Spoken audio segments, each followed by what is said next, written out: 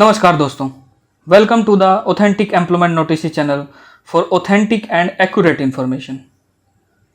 जैसा कि आपने वीडियो के थंबनेल में देखा, सेम ये जो है कैंडिडेट्स के द्वारा एक पिटीशन फाइल किए गए हैं और ये जो पिटीशन है वो किन कैंडिडेट के द्वारा फाइल की गई है, इसका मैटर क्या है एक्चुअल में, वो सब हम इस वीडियो में जानेंगे। सो स्टार्ट करते हैं। जो वीडियो में पिटीशन डाली गई है कैंडिडेट्स के द्वारा, वो वही कैंडिडेट हैं जिनका कि HSSC TGT में डिफरेंट सब्जेक्ट में डॉक्यूमेंट वेरिफिकेशन में सिलेक्ट हुए हैं। और उन कैंडिडेट का बस एक ये डाउट है कि जो सोशो इकोनॉमिक क्राइटेरिया के मार्क्स कैंडिडेट को दिए जा रहे हैं उसमें बड़े लेवल पर फ्रॉड होने की आशंका है, और उस आशंका को जाहिर करते हुए उन्होंने अपने पॉइंट्स रखे हैं। सो वो क्या पॉइंट्स हैं वो सब हम इसमें डिस्कस करेंगे।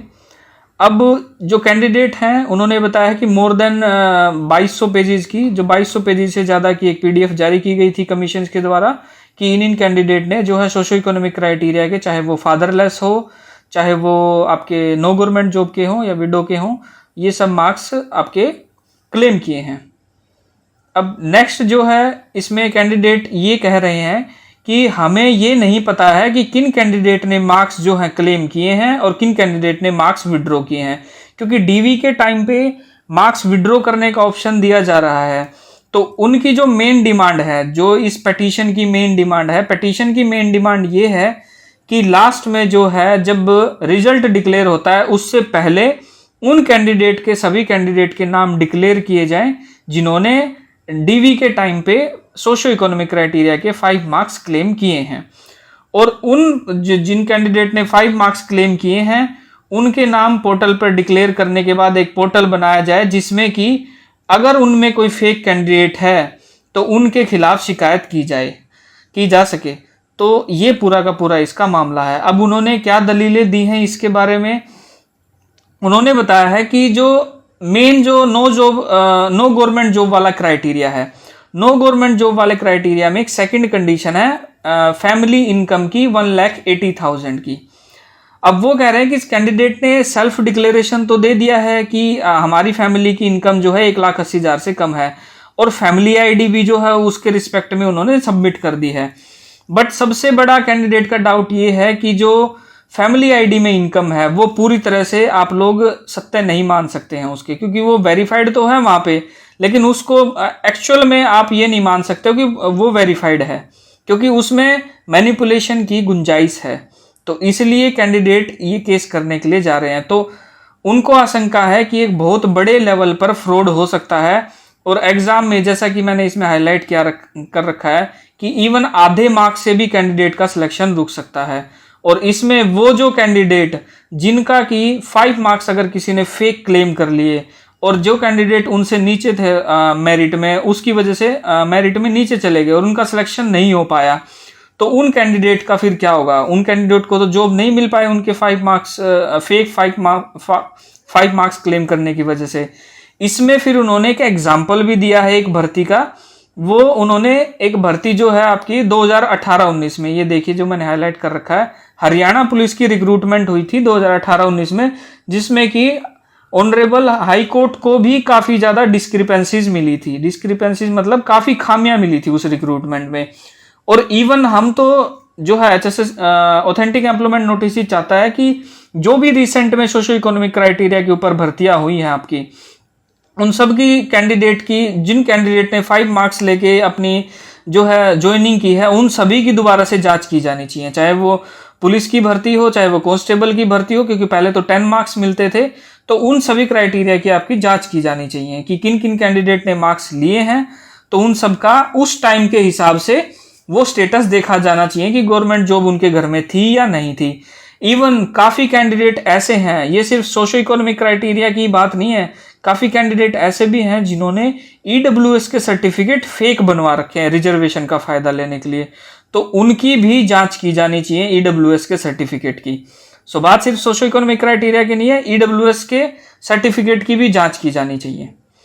और जो भी फेक किसी तरीके से कोई सर्टिफिकेट बनवाया जा सकता है तो उनकी भी आपके जो है HSSC को जांच की जानी चाहिए।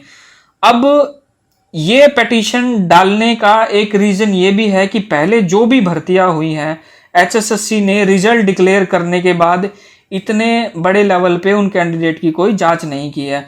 उससे पहले भले ही उन्होंने उसका थोड़ा बहुत जांच कर ली हो कि कैंडिडेट ने मार्क्स क्लेम किए हैं या नहीं किए हैं, उन्होंने कौन से सर्टिफिकेट सबमिट किए हैं, बट वो सर्टिफिकेट लेके उन्होंने मार्क्स का बेनिफिट देके उन कैंडिडेट को अपॉइंट कर दिया है। बट TGT की भर्ती जो है आपको 7471 पोस्ट के लिए हो रही है, बहुत बड़ी भर्ती है और इसमें इवन हाफ मार्क्स पे भी किसी कैंडिडेट का सिलेक्शन रुक सकता है। अब एक चीज और है, ऑथेंटिक एम्प्लॉयमेंट नोटिस चैनल उन सभी कैंडिडेटों को बताना चाहता है जिन्होंने जेन्युइनली 5 मार्क्स क्लेम किए हैं। उन्हें घबराने की कोई ज़रूरत नहीं है कि क्या पता हम पे कोई केस ना हो जाए, हमारी जॉब ना चली जाए। जो कैंडिडेट जेन्युइन है, जिनके घर में गवर्नमेंट जॉब नहीं है, जिनकी फैमिली की इनकम फाइनेंशियल ईयर 2021-22 एडवर्टाइजमेंट के हिसाब से बता रहा हूं मैं आपको, कोई अगर ऐसे कहे कि प्रेजेंट की इनकम देखेंगे उसकी मत सुनो, फाइनेंशियल ईयर 2021-22 की, क्योंकि एडवर्टाइजमेंट में क्लियरली मेंशन है कि प्रीवियस फाइनेंशियल ईयर की देखी जाएगी। अगर फाइनेंशियल ईयर 2021-22 में फैमिली की इनकम 1,80,000 से कम है, इनकम मैं बता चुका हूं पहले की वीडियो में कि कैसे काउंट की जाएगी, क्या क्या चीजें इनकम में आती हैं। अगर आपको वो नहीं देखी है वीडियो तो उसका जो लिंक है मैं वीडियो के डिस्क्रिप्शन में डाल दूंगा, आप वहां से देख सकते हैं। तो अगर गवर्नमेंट जॉब नहीं है, फैमिली की इनकम 1,80,000 से कम है 2021-22 के फाइनेंशियल ईयर में, तो आप लोगों को घबराने की जरूरत नहीं है, आप लोग मार्क्स क्लेम कीजिए। लेकिन घर में गवर्नमेंट जॉब है और कोई कैंडिडेट नो गवर्नमेंट जॉब के मार्क्स क्लेम कर रहा है, तो वो अपने जो है सोच ले कि उसकी जॉब जो है अगर भले ही उसको मिल जाए, लेकिन किसी भी टाइम किसी भी तारीख पे उसकी जॉब जा सकती है। क्योंकि न्यूज़पेपर में ऐसी हेडलाइन भी आई हैं काफ़ी कि कैंडिडेट की 2-2 साल ज्वाइन करने के बाद भी जॉब गई है। तो ये ना सोचे कि एक बार जॉब मिल गई तो जॉब हमेशा उसके साथ रहेगी। जॉब जो है आपकी 2 साल 3 साल बाद कभी भी इंक्वायरी होगी तो जा सकती है आपकी। सो अगर किसी ने फेक मार्क्स क्लेम करने हैं तो सोच समझ कर करना, क्योंकि जॉब भी जाएगी और फिर उसके अगेंस्ट क्रिमिनल प्रोसीडिंग्स भी होंगी। बट जो जेन्युइन कैंडिडेट हैं उन्हें मैं कह रहा हूं कि डरने की जरूरत नहीं है। अब नेक्स्ट जो है इसमें कैंडिडेट ने बस यही है कि फाइनली जिन कैंडिडेट ने मार्क्स क्लेम किए हैं उनकी लिस्ट कमीशन की वेबसाइट पर जो है डालनी चाहिए, और रिजल्ट डिक्लेयर करने के बाद जो है वेरिफिकेशन करने का कोई बेनिफिट भी नहीं है, क्योंकि उसमें फिर वो कैंडिडेट रह जाएंगे। तो इसलिए कैंडिडेट ने डिमांड किया है कि एक ग्रीवेंस पोर्टल भी बनाया जाना चाहिए ताकि जिन कैंडिडेट ने मार्क्स क्लेम किए हैं उनकी शिकायत की जा सके।